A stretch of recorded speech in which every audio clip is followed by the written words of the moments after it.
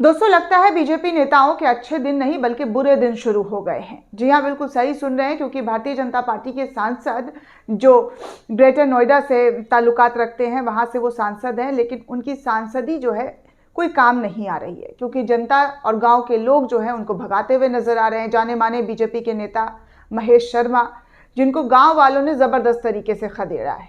इससे पहले भी आपको याद होगा या याद नहीं होगा तो मैं आपको याद दिला दूं कि इससे पहले भी इन्हीं नेता को किस तरीके से गांव वाले ने खदेड़ा था, भगाया था और कहा था कि आप लोग सिर्फ वोट के टाइम पर ही नजर आते हैं, जब आपको वोट लेना होता है जनता से, नहीं तो फिर तो 5 साल आप लोग ऐसे गायब होते हैं जैसे गधे के सर से सींग गायब हो जाता है। और इसी का विरोध इस बार फिर से इन साहब को झेलना पड़ा है। दरअसल दोस्तों, मैं आपको पूरी जानकारी बता दूं कि किस तरीके से जो है भारतीय जनता पार्टी के सांसद और नेता जो हैं वो एक बार फिर से जो गांव वाले हैं उनके शिकार हुए हैं। उन्होंने ज़बरदस्त तरीके से उन्हें खदेड़ा है और खदेड़ते हुए भगाया है। तो सबसे पहले मैं आपको ये ट्वीट दिखाना चाहूँगी कि कैसे जो है इन सांसद साहब को गांव वालों ने भगाते हुए ज़बरदस्त तरीके का बहिष्कार किया है। राजेंद्र विश्वकर्मा नाम के एक यूज़र हैं, उन्होंने वीडियो शेयर करते हुए महेश शर्मा, डॉक्टर महेश शर्मा, जिनका कैलाश अस्पताल है दोस्तों, उनके मालिक हैं, उन्होंने जो है उनका जो है ज़बरदस्त तरीके से विरोध हुआ है। लिखते हैं कि गुरु जी ने धक्का देकर गांव वाले बाहर धकेल रहे हैं, वो बीजेपी फॉर इंडिया नेता महेश शर्मा है। बीजेपी के नेता है महेश शर्मा। जनता का रुख साफ है, भाजपा के प्रति बस एकमात्र रोड़ा ईवीएम है। तो ये ईवीएम को लेकर सवाल उठा रहे हैं कि देखिए, जनता ने तो पूरा रुख बता दिया है कि वो उन्हें पसंद नहीं करती है, बीजेपी के नेताओं को पसंद नहीं करती है, और इस वजह से जो है उन्हें भगाती और बहिष्कार कर रही है। सिर्फ ईवीएम की वजह से ये लोग जीत रहे हैं, जैसा कि इन्होंने कहा है। ईवीएम पर दोष मढ़ा है कि बीजेपी जो है सिर्फ और सिर्फ ईवीएम की वजह से ही चुनाव जीतती है, नहीं तो उनके बस का चुनाव जीतना नहीं है।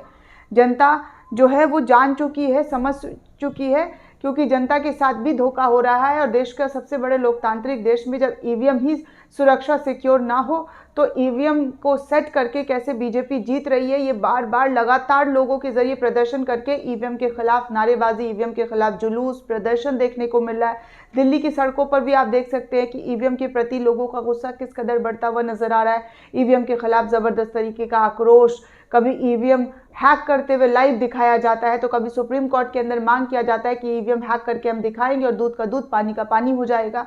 जिस देश ने ईवीएम का आविष्कार किया वो देश भी ईवीएम पर विश्वास नहीं रखता है, लेकिन भारत में ईवीएम पर बीजेपी सरकार जो है कितना अटूट विश्वास रखती है, जिसका एक मुख्य कारण ये है कि चुनाव आयोग इस पर कुछ भी कहते सुनने से बचता है। चुनाव आयोग को बार बार सवालों के घेरे में विपक्ष भी लेता है। आम लोग भी दोस्तों इस पूरे चीज़ को लेकर विरोध करते हुए नजर आ रहे हैं, और खासकर सुप्रीम कोर्ट के कई वकील तो धरना प्रदर्शन करते हुए नजर आ रहे हैं, धरना दे रहे हैं, पुलिस से लड़ते भिड़ते हुए नजर आ रहे हैं कि ईवीएम को बैन हर हाल में किया जाना चाहिए। 2024 में तो ईवीएम से चुनाव कतई नहीं होना चाहिए। जो पुरानी तकनीकी थी, जो बैलेट पेपर से लोग चुनावी मतदान करने पहुंचते थे, ठीक वैसे ही अब जो है लोकसभा चुनाव में बैलेट पेपर का ही इस्तेमाल किया जाए, क्योंकि ईवीएम और वीवीपैट पर लोगों का भरोसा उठ चुका है, क्योंकि पर्ची पर आप वोट किसी को देते हैं और वोट किसी और को चला जाता है। तो इस तरीके से सेटिंग और धांधली की बात, चाहे वो कांग्रेस हो या फिर सपा हो या फिर इंडिया गठबंधन के नेता हो, वो लगातार करते हुए नजर आ रहे हैं। और ऐसे में आप खुद देख सकते हैं कि बीजेपी के नेता जो है महेश शर्मा,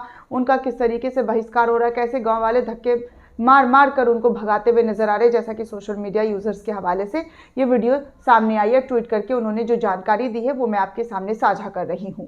दोस्तों, इस पूरे रिपोर्ट को लेकर आप क्या सोचते हैं, आपकी क्या प्रतिक्रिया, हमें कमेंट करके जरूर बताइएगा। साथ ही साथ चैनल को सब्सक्राइब करना बिल्कुल भी ना भूलें।